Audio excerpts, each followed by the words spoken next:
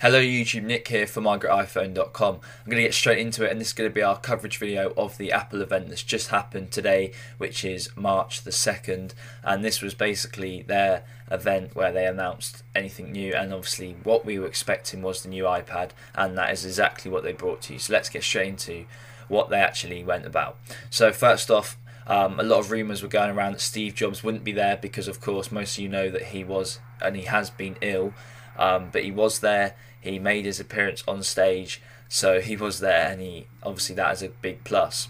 So they first off, like they always do, they talked about the facts, they talked about iBooks, they talked about App Store and the sales of the iPad and the iPhone 4, and just like always, that's exactly what they've done. They announced some numbers, everything like that. They always do that, so that's what we were expecting from the beginning.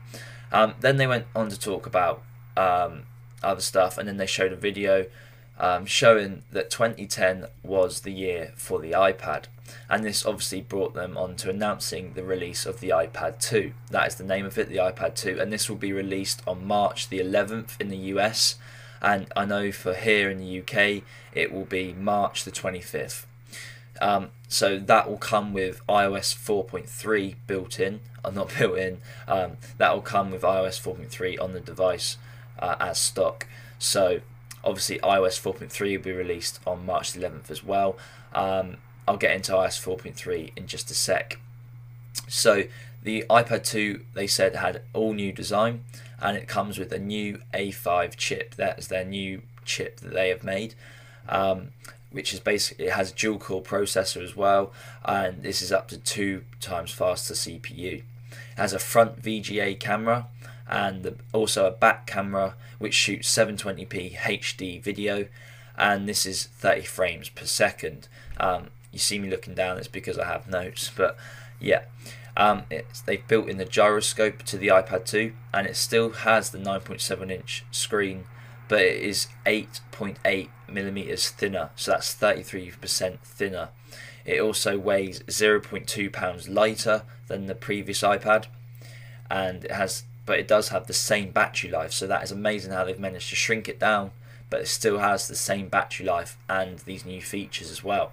So that's 10 hours of battery life, and also I think it can run for a month on standby, so that's pretty cool. It will come in a 16GB, a 32GB and a 64GB model, and you can choose from the Wi-Fi only or Wi-Fi and 3G. So that's pretty much that on the iPad 2. The prices and everything will be down below for you to go check, and also the iPad 2 is up on the website, but I don't think you can pre-order today. I think you will have to wait.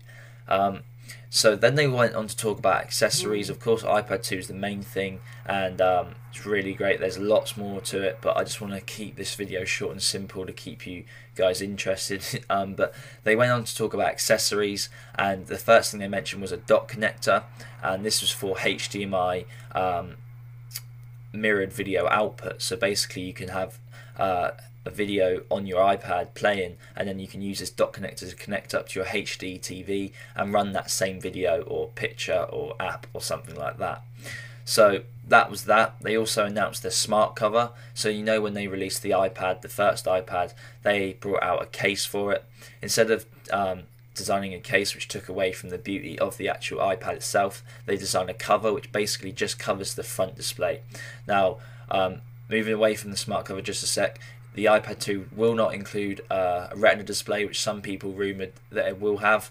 It doesn't look like it will have one, but the display is still good. It's good enough, to be honest, guys. I don't really notice the difference, but it's up to you guys whether you make that decision or not to buy the iPad 2 or not, just from that point. But the smart covers, these are really cool little things.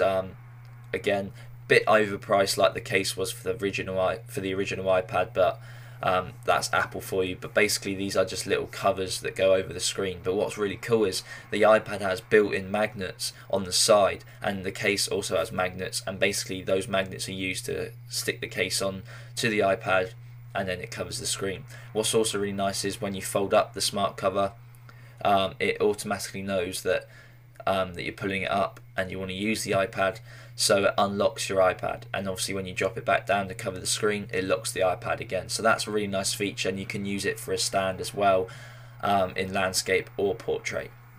So that's that. So now let's talk about iOS 4.3, which they also went over.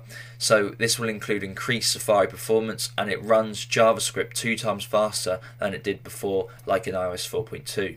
It also will include iTunes home sharing, and this will basically allow you to wirelessly stream over home Wi-Fi to your device. So that's a really cool feature. That's something that you'd probably find yourself using a lot. I definitely probably find myself using that a lot as well. You can also, like we showed in the preview of iOS 4.3, there will be an option in settings to change your rotation lock on the side to either rotation lock or to a mute switch. Obviously that's a small feature, that's up to you which one you want. And like we saw with the Verizon iPhone, there will be a personal hotspot feature, and this will only work on the iPhone 4. So if you have an iPhone 3GS, it won't work. But if you have an iPhone 4, you can use your 3G connection to create a personal hotspot over Wi-Fi. So that's pretty cool. And that's pretty much everything to iOS 4.3. Again, that will be released at the same time as the iPad 2, so on March the 11th, which is really good. So that's not long at all, guys. So obviously, if a jailbreak comes out for that, we'll obviously make a video, and obviously if an unlock comes out as well, we will do that as well. Then they went on to talk about some more apps that they've created for the iPad itself, and the first one was Photo Booth.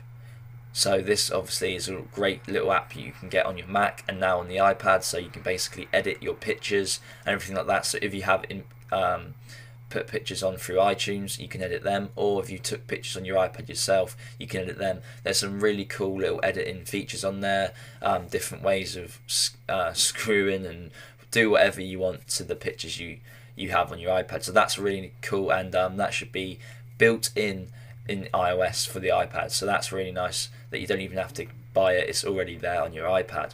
Another one of those applications that's already there is FaceTime. Of course, you can expect that with the front and back camera. So FaceTime, of course, you know what FaceTime is now. This will allow you to make face or video calls between devices. So iPad 2 to iPad 2, iPad to iPhone, iPad to iPod Touch, iPad to Mac.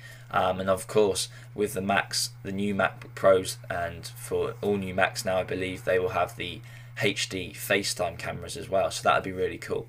Of course, the iPad, if you have a 3G version, you of course can get that on your data. If you have Wi-Fi, then you just make an email and use it from there. So that would be really cool. Another way of FaceTiming and obviously getting to more devices now. So that's really nice that Apple have included that.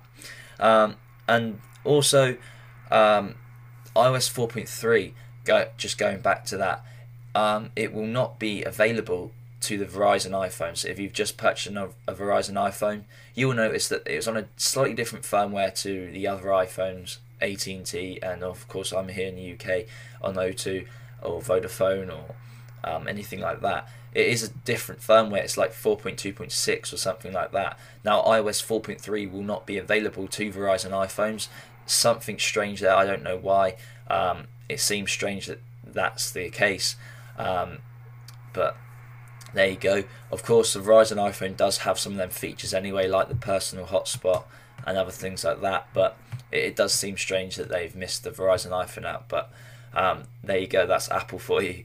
Now another application which they announced was iMovie for the iPad. We saw it released for the iPhone when the iPhone 4 was released, and now it is available to the iPad. So you can use the full capabilities of the iPad screen, of course, to edit your video clips and what have you. So on the iPhone it was quite tricky. A lot of it was just too small and you couldn't really do much on there, but on the iPad I think this is going to be great. I think it's going to be a great success for the iPad to have iMovie on there. I can see a lot of people using it to edit a lot more movies, so that's definitely a great choice for Apple to make iMovie for the iPad. So this will not be built in an iOS 4.3 for the iPad. This will be on the App Store and it will be available for $5 in the US. Of course, if you're not in the US, you can convert that currency to whatever currency you have in your country. So that's that. It will include a precision editor, multi-track audio recording, so you can record voiceovers and everything like that. It will include new theme schemes, so you can mess around with that and make it look cool and like add trailers and things, and also AirPlay, and you can also record straight into iMovie into the timeline from the front or back camera, so that's really nice. So of course you can import clips from iTunes, or you can record straight away from your iPad, so that's really nice, and it will go straight into your timeline.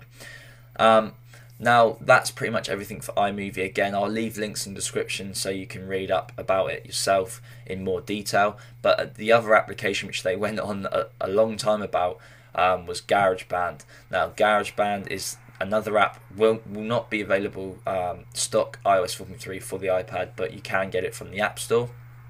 And this is going to bring pretty much every feature from GarageBand on the Mac to your iPad. It looks really good, guys. There's tons of great stuff.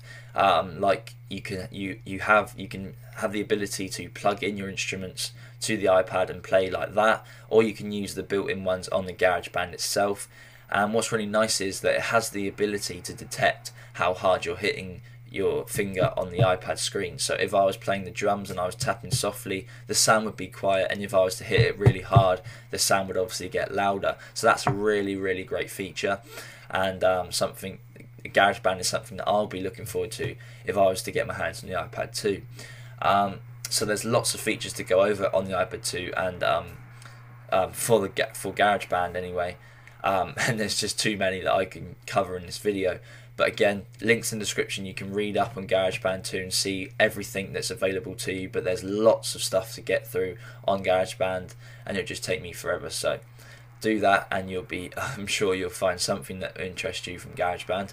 And that is pretty much everything from the event, guys. There wasn't a one more thing, as there normally is with the Apple events, where they obviously trick us into thinking that's it, and then they say, oh no, there's one more thing, but there wasn't this time. Don't know why, but they did announce some big stuff here, guys. So that's pretty much everything I have to say on the event. Again, links in the description. There'll be an article on our website coming up very soon, so you can get all the information there as well, and I'll leave that link in the description below. Make sure to go check that out, guys, because we do a lot of hard work blogging, trying to keep up to date as best we can, and obviously we do our best, and we are very quick on it, I believe. So make sure to keep following our site for all the latest news, and that's pretty much it. So it is Nick here from MyGreatTech.com. A quick overview of the Apple event here from Apple on March the 2nd. They announced the iPad 2. They talked about iOS 4.3. They talked about the accessories, their case that or the cover, and also some new applications that are coming to the iPad as well. So a pretty iPad based event. That is pretty much what it was. It was an iPad based event. Looks really good. The iPad 2 does come in black and in white, guys, as well. I did forget to mention that, I think. I'm not sure if I mentioned it, but yes, it does come in black and white, like the iPhone 4 was said to be coming out in black and white. They did say that the iPad 2 will come in black and white from the first day, so no wait for the white iPad. If you want the white iPad, you can get it the same day as the black iPad, so that's really cool. And now I will finish off this video. That is it. Nick here from MyGreatTech.com. See all the links down below, and I have nothing else to say. Really good event. Big props to Apple, and I'll catch you all, guys, in the next video.